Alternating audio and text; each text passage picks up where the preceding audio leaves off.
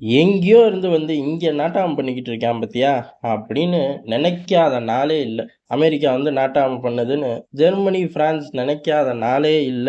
சில சமயங்கள்ல வெளிப்படையாவும், சில சமயங்கள்ல மறைமுகமாவும், சில சமயங்கள்ல அமெரிக்காவ காட்டிலும் நான் வேலைய பார்க்கிறேன் பாரு! அப்படின்னு களத்துல இறங்குவாங்க. அப்படிதான் இப்ப ஜெர்மனி, பிரான்ஸ் 2 நாடுகளுமே உக்ரைன் யுத்தத்த அணுக ஆரம்பிச்சிருக்காங்க. பிரான்ஸ பொறுத்தவரையும் ஏன் மேக்ரான் சொன்னாரு அப்படின்னே இன்ன வரையும் யாருக்கும் தெரியாது. அதாவது பிரான்ஸோட படைகள உக்ரைனுக்குள்ள அனுப்புவேன் அப்படின்னு. சரி சொன்னாரு ஒரு பெரிய மனுஷன். அதுக்கான ஒரு ரோட் மேப்ப போட்டாரான்னு கேட்டா, சொன்னதோட சரி. அந்த ஒரு வாரம் எல்லா தூக்கத்தையும் கெடுத்ததோட சரி. ஆனா, அவர் ஒரு அடி கூட எடுத்து வைக்கல. எந்த ஒரு வெளிப்படையான கூட்டங்களும் சரி, ரகசிய கூட்டங்களும் சரி நடக்கலைங்கிறது கன்ஃபார்மான நியூஸ் தான். படைகள அனுப்புறத பத்தி மேக்ரான் பொது வெளியில என்ன பேசினாரோ, அத தாண்டி பின்னால 1 இன்ச் கூட ஒரு விவகாரமும் நகரல. அதுக்கு முழு அர்த்தம் என்ன அப்புட்ன்னா, பரபரப்பா ஆக்கி விட்டு கிளம்பி போயிட்டாரு மனுஷன். அதுக்கான செயல் திட்டம்லாம் அவர்கிட்ட இல்ல. அதுக்கு செய்யறக்கான எண்ணமும் அவர்கிட்ட இல்ல. சும்மா ஒரு பம்மாத்து காட்டியிருக்காரு. சரி நீ இப்படி காட்டிட்ட, நானும் காட்டுறேன் பாரு அப்படின்னு ஜெர்மனி கொஞ்சம் வேகத்த தான் காட்டுமே. ஆனா என்ன, அத தொடர்ந்து தான் போமாட்டாங்க. லித்துவேனியால கொண்டு போயி வீரர்கள இறக்குறது. அதுவும் 3000 வீரர்கள இறக்கி, ஒரு போர் ஒத்திகைய பண்ணியிருக்காங்க. லைவா ஜெர்மனியிலருந்து போயி 200க்கும் மேற்பட்ட ரகத்துல ஆயுதங்கள அந்த பகுதியில இறக்கி, அங்க ஒரு போர் ஒத்திகை.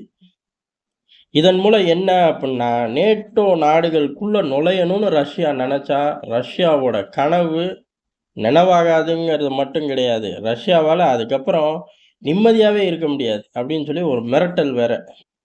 பிரான்ஸ் படைகள இறக்குறேன்னு தானே சொன்னான். நான் ரஷ்ய எல்லைகள்லயே படைகள கொண்டு போய் நிறுத்திட்டேன் பாரு! அப்படின்னு சொல்லி அடுத்த உள்ளூர்ல பூரா பிச்சுக்கிட்டு போகுது செய்தி. இப்படி 2 நாடுகளும் போட்டி போட்டு செய்யும்போது, பிரான்ஸோட துருப்புக்கள் இறங்குறேன் அப்படின்னு சொல்லும்போது, உக்ரைன் தான் சீப்பட்டுச்சு. பல அடி. அந்த வாரம் தான் கடுமையா டக்கு டக்கு டக்குன்னு அடுத்தடுத்த கிராமங்கள ரஷ்ய படைகள் கைப்பற்றினார்கள். அதிலிருந்து இன்னமும் வெளியில வராம தான் உக்ரைன் சிக்கி தவிக்குது.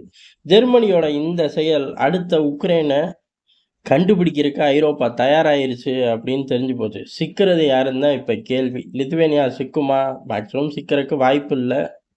ஆனாலும் ஏதாச்சும் ஒண்ணு செஞ்சுக்கிட்டே இருப்போம் அப்படின்னு பிராந்திய வல்லரசுகள் ஜெர்மனி, பிரான்ஸ் முடிவு பண்ணியிருக்காங்க. ரஷ்யாவ பொறுத்தவரை ரொம்ப தெளிவா சொல்ட்டாங்க. அதாவது உக்ரைன் களம் அப்படிங்கிறது அது வேற. நேட்டோல உள்ள நாடுகள் ரஷ்யாவ நோக்கி செய்யக்கூடிய செயல்கள் டோட்டலா வேற. அதுக்கு பதிலடி அப்படிங்கிறது ஸ்பெஷல் மிலிட்டரி ஆப்பரேஷனா இருக்கவே இருக்காது. நேரடியான பதிலடி தான் ரஷ்யாவோட பல ஆயுதங்கள் இன்னும் நாங்க வெளியிலேயே எடுக்கல. அதெல்லாம் எடுத்தோம்னா நேட்டோ சிதறிரும். நேட்டோவுக்கு முதல்ல கேட்ட தொறந்து விட்ட அந்த நாடு மேப்லயே இருக்காது அப்படின்னு மிரட்ட ஆரம்பிச்சிருக்காங்க. லித்துவேனியா மக்கள் பயப்பட ஆரம்பிச்சுட்டாங்க. ஐய்யய்யோ! இவனுங்களோட அரசியல்ல நம்ம பலியாயிருவோமாட்டுக்கே. குட்டி நாடு தானே! உக்ரைன் ஏதோ பெருசு, கொஞ்ச நாள் வண்டி ஓட்டுனாய்ங்க. அந்த மாரிலாம் நம்மனால நடத்த முடியாது அப்படின்னு ஏறக்குறைய பாதிக்கும் மேற்பட்ட மக்களோட எண்ண ஓட்டம் இப்பவே லித்துவேனியால ஹையா பம்ப் ஆக ஆரம்பிச்சிருச்சு. பார்ப்போம். போக போக மிரட்டல் செயலுக்கு போயிருச்சு அப்படின்னா வம்பு. மிரட்டல் பிரான்ஸ் விட்ட மிரட்டல் மாரியே ஜெர்மனியும் மிரட்டிட்டு போயிருச்சுன்னா, வம்பு கிடையாது. மேக்ஸிமம் அதுதான் நடக்கும். ஜெர்மனி இப்படி பரபரன்னு காட்டிட்டு 2லிருந்து 3 நாட்கள்ல அமைதியா போயிருவாங்க. இதத்தான் இந்த நாடுகள் ஏறக்குறைய 3 வருஷமா செய்கிறார்கள். வரப்போற 3 மாசத்துல மட்டும் வேற மாரியா நடக்கப்போது? இதே மாரி தான் நடக்கும்.